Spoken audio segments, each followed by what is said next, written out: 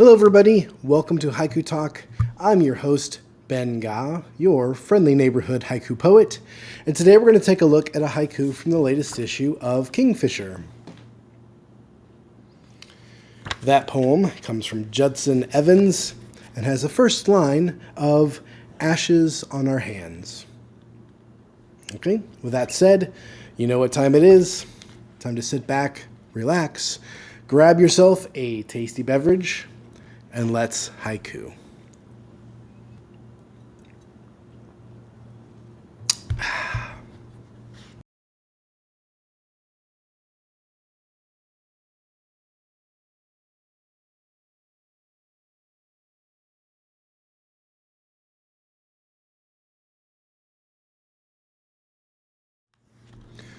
Welcome back, everybody. It's good to be with you again here on another edition of Haiku Talk.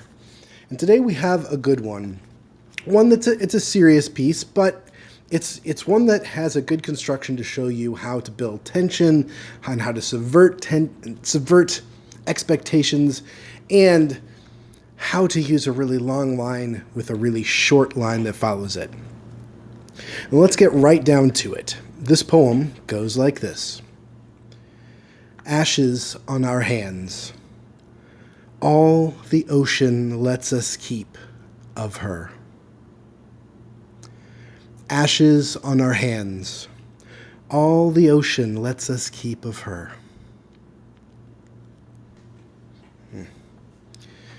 Now this poem does follow the fragment and phrase format, with the first line being the fragment of ashes on our hands, and the phrase being all the ocean lets us keep of her. And let's break this down line by line and see how it works. Now that first line of ashes on our hands is very mysterious. It's a great line. It puts us in a moment, it gives us something to look at, and it gives us something to wonder, like me, to wonder what the heck's going on. I know that there are ashes on our hands. I know that I am stepping into this moment and I am not alone. I'm with others and we have ashes on our hands. I don't know why. I don't know where. I don't know anything other than the simple fact that I see this in front of me.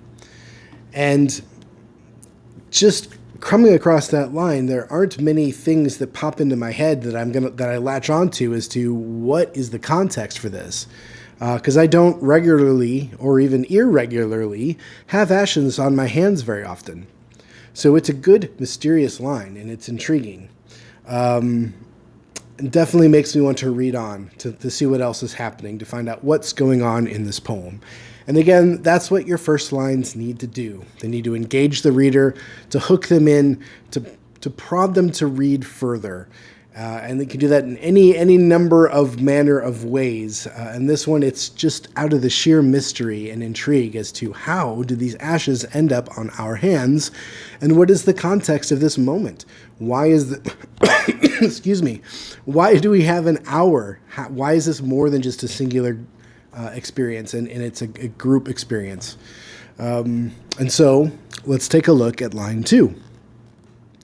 Line 2 goes, all the ocean lets us keep. All the ocean lets us keep. Now again, still don't quite know the context about what's going on, but I have a little bit more information. I now know that I'm outside.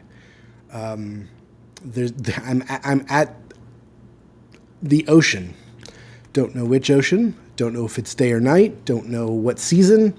I don't know. I just know that there's ashes on our hands, and these ashes are all that the ocean lets us keep. So whatever's left, this is everything that's these ashes are the only thing that's left that we're allowed to keep. And again, pretty mysterious. I still don't really know what's going on. And I'm not sure where this scene is going to take me.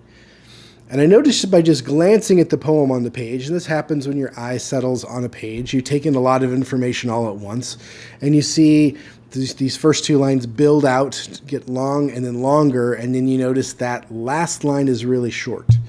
two words, two short one-syllable words. And you have to go a long way out to be snapped back to that third line to find out what the poem is about. And that third line, those two words are of her. Of her.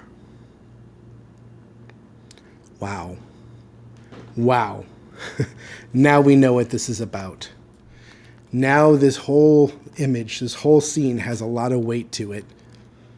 And now we know why we are calling attention to the ashes on our hands.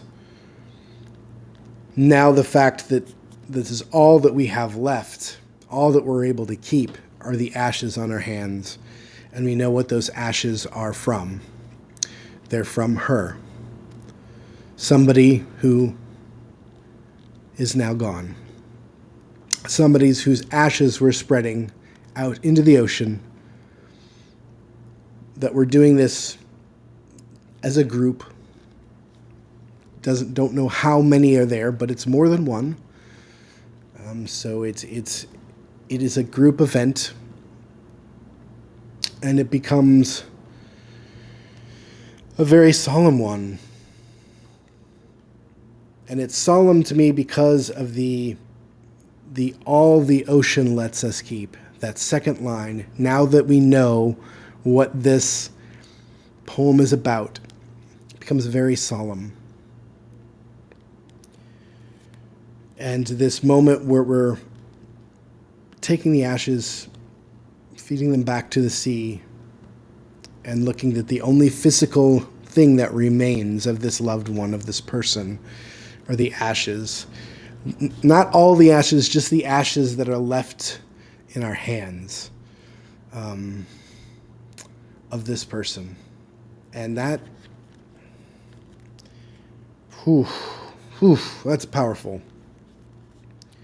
Very powerful.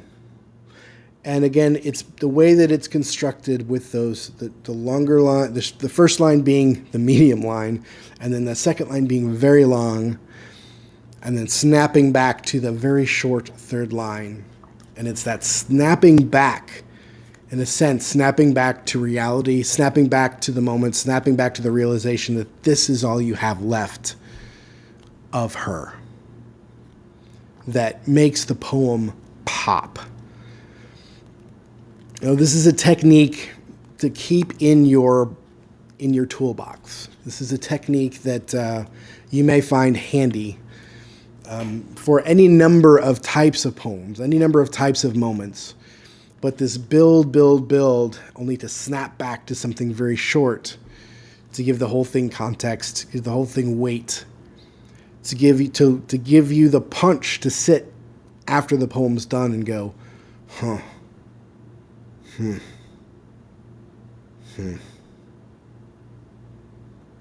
It's very masterfully done.